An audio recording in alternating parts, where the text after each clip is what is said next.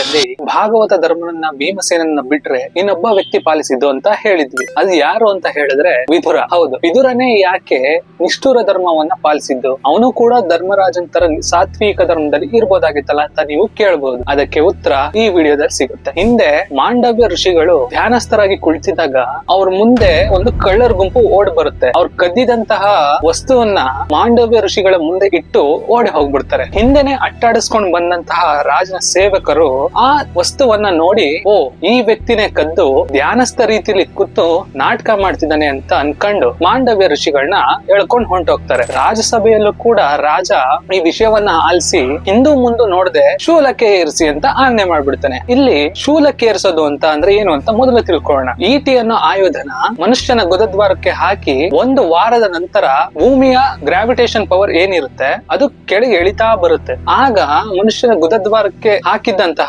ಈಟಿ ಅದು ಬರ್ತಾ ಬರ್ತಾ ಮನುಷ್ಯನ ಬಾಯಿ ಮುಖಾಂತರ ಹೊರಗೆ ಬಂದು ಮನುಷ್ಯ ಸಾವನ್ನಪ್ತಾನೆ. ರಾಜ ಆ ಶಿಕ್ಷೆಯನ್ನ ಮಾಂಡವ ಋಷಿಗೆ ಕೊಡ್ತಾರೆ. ಆದ್ರೆ ಇಲ್ಲಿ ಏನಾಗುತ್ತೆ ಅಂತ ಅಂದ್ರೆ ಆ ಶೂಲ ಒಂದು ವಾರದ ನಂತರ ಮಾಂಡವ್ಯ ಋಷಿಗಳ ಬೆನ್ನ ಮೂಲಕ ಹೊರಗೆ ಬಂದ್ಬಿಡುತ್ತೆ. ಆದ್ರಿಂದ ಅವ್ರಿಗೆ ಅಣಿ ಮಾಂಡವ್ಯರು ಅಂತ ಕರೆಯೋದಕ್ಕೆ ಶುರು ಮಾಡ್ತಾರೆ. ನಂತರ ಒಂದು ವಾರ ಆದ್ರೂ ಮಾಂಡವ್ಯ ಋಷಿಗಳು ಸಾಯದೆ ಇರೋದನ್ನ ನೋಡಿ, ಅಯ್ಯಯ್ಯೋ ತಪಸ್ವಿಗೆ ನಾನು ಎಂತ ಅನ್ಯಾಯ ಮಾಡಿದೆ ಅಂತ ಕೈ ಮುಕ್ಕೊಂಡು ರಾಜ ಬಂದು ಕ್ಷಮೆಯನ್ನ ಕೇಳ್ತಾರೆ. ಆಗ ದೀರ್ಘ ತಪಸ್ಸಿಂದ ಸಹಜ ಸ್ಥಿತಿಗೆ ಮಾಂಡವ್ಯ ಋಷಿಗಳು ಬಂದು ಆದಂತ ಘಟನೆನ ಸಮರ್ಥಿಸಿಕೊಂಡು ರಾಜನಿಗೆ ಕ್ಷಮೆಯನ್ನ ನೀಡ್ತಾರೆ. ಹೀಗೆ ಮುಂದೆ ತಪಸ್ಸನ್ನ ಮಾಡಿ ನಂತರ ದೇಹ ತ್ಯಾಗ ಮಾಡಿ ಮಾಂಡವ್ಯ ಋಷಿಗಳು ಯಮಲೋಕಕ್ಕೆ ಹೊರಡ್ತಾರೆ. ಮಾಂಡವ್ಯ ಋಷಿಗಳು ನನಗೆ ಯಾಕೆ ಇಂತ ಸ್ಥಿತಿ ಬಂತು ಅಂತ ಯಮಧರ್ಮದಲ್ಲಿ ಕೇಳಿದಾಗ ಯಮಧರ್ಮಗಳಿಗೆ ನಿಜವಾದ ವಿಷಯ ಗೊತ್ತಿದ್ರೂ ಕೂಡ ನೀವು ಸಣ್ಣವರಿದ್ದಾಗ ಒಂದು ನೊಣವನ್ನ ಇದೇ ರೀತಿ ಮೇಲಿಂದ ಕೆಳಗೆ ಹಾಕಿ ಅದನ್ನ ಸಾಯಿಸಿದ್ರಿ, ಅದಕ್ಕೋಸ್ಕರ ನಿಮಗೆ ಈ ರೀತಿ ಶಿಕ್ಷೆ ಆಗಿದೆ ಅಂತ ಧರ್ಮರಾಜ ಹೇಳ್ತಾನೆ. ಮಾಂಡವ್ಯ ಋಷಿಗಳಿಗೆ ಎಲ್ಲಿಲ್ಲದ ಕೋಪ ಬಂದ್ಬಿಡುತ್ತೆ. ಯಾಕೆ ಅಂತ ಅಂದ್ರೆ